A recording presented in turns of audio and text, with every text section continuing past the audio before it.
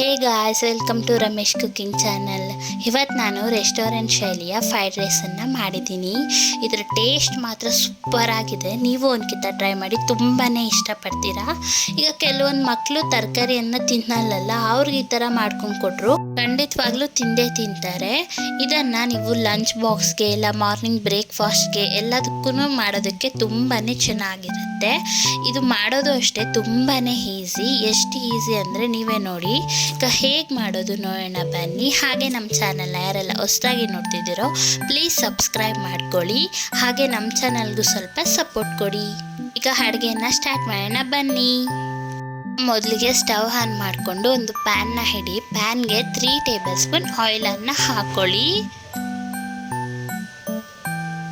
ಈಗ ಎಣ್ಣೆ ಕಾದಿದ ನಂತರ ಅರ್ಧ ಟೇಬಲ್ ಸ್ಪೂನ್ ಸಾಸಿವೆನ ಹಾಕೊಳ್ಳಿ.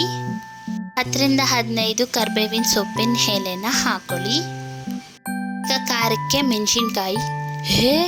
ಇಷ್ಟೊಂದು ಮೆಣಸಿನ್ಕಾಯಿ ಹಾಕ್ಕೊಂಡ್ರೆ ಗ್ಯಾಸ್ಟ್ರಿಕ್ ಆಗಿಬಿಡುತ್ತೆ, ನೀವು ಹಾಕೊಳಕ್ಕೆ ಹೋಗಬೇಡಿ.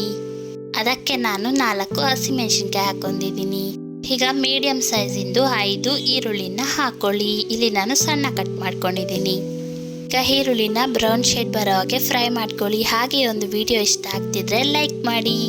ನೋಡ್ತಿದ್ದೀರಲ್ಲ ಗಾಯ್ಸ್, ಈಗ ಈರುಳ್ಳಿ ಎಲ್ಲ ಬ್ರೌನ್ ಶೇಡ್ಗೆ ಬಂದಿದೆ. ಈಗ ತರಕಾರಿಗಳನ್ನ ಹಾಕೊಳ್ಳೋಣ.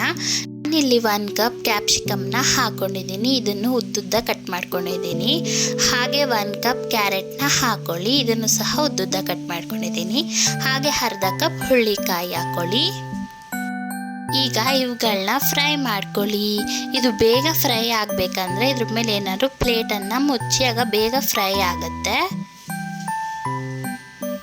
ಈಗ ನೋಡಿ ಗಾಯ್ಸ್, ತರಕಾರಿ ಎಲ್ಲ ಚೆನ್ನಾಗಿ ಬೆಂದಿದೆ.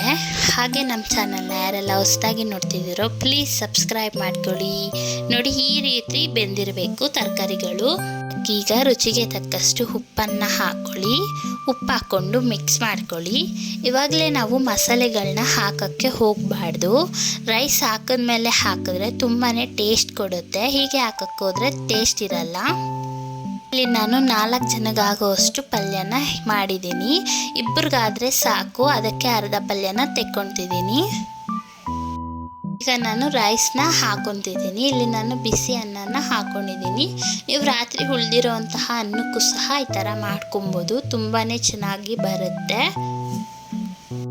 ಈಗ 1 ಟೇಬಲ್ ಸ್ಪೂನ್ ಸೋಯಾ ಸಾಸ್ನ ಹಾಕೊತಿದ್ದೀನಿ. ನಿಮ್ಗೆ ಇನ್ನೂ ಬೇಕಂದರೆ ಹಾಕೊಬೋದು. ಅರ್ಧ ಟೇಬಲ್ ಸ್ಪೂನ್ ಧನಿಯಾ ಪೌಡರ್ನ ಹಾಕೊಳ್ಳಿ. ಅರ್ಧ ಟೇಬಲ್ ಸ್ಪೂನ್ ಖಾರದ ಪುಡಿ. ನೋಡಿದ್ರಲ್ಲ ಗೈಸ್, ಎಷ್ಟು ಸಿಂಪಲ್ ಆಗಿ ಫ್ರೈಡ್ ರೈಸ್ನ ಮಾಡ್ಬೋದು.